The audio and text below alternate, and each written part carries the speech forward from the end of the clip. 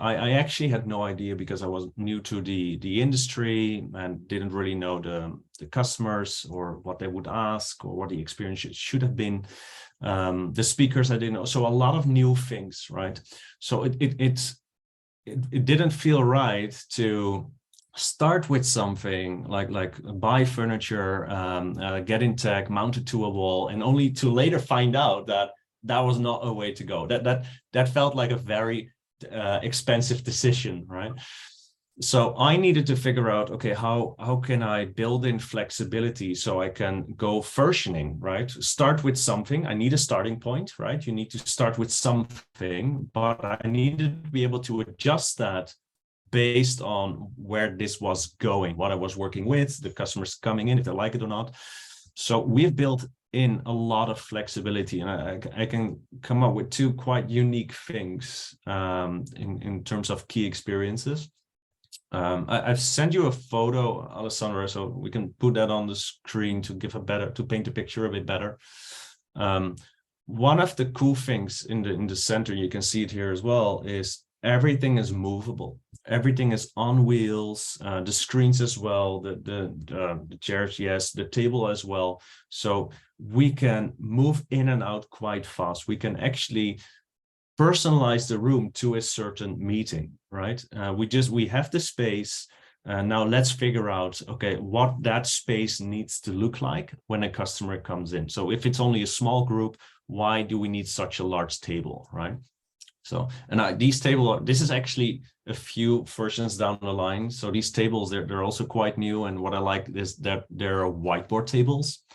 I like the joke when you come to Miro and a lot of people perceive us as a whiteboarding tool, and now you get to draw on the table, and you can actually bring them up to standing height and flip them and create a full whiteboard room if you like. So it has this flexibility, right?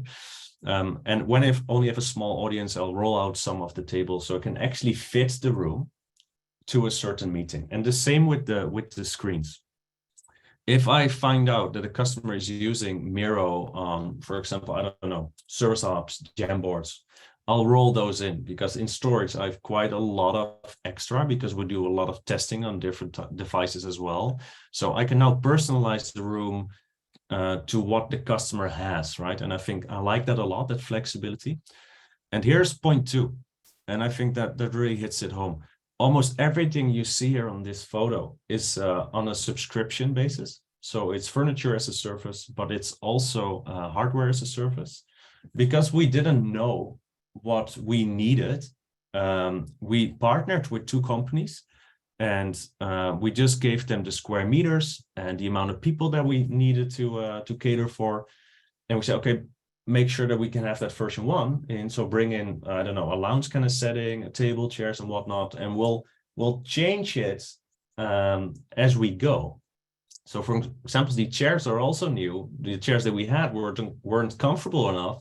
And within 10 days, we had new chairs. So for me, I can now change the complete room to a certain meeting type.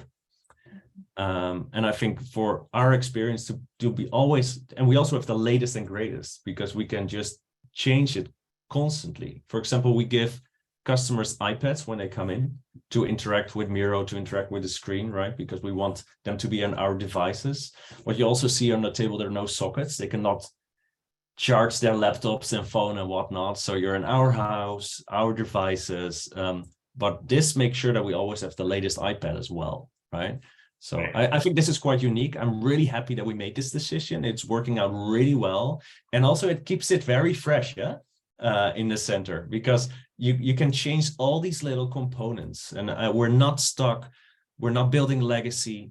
We're very flexible in this way. So I think this partnership that we have with these two companies, but also making sure that we can just move everything around, I think that's really cool. Yeah.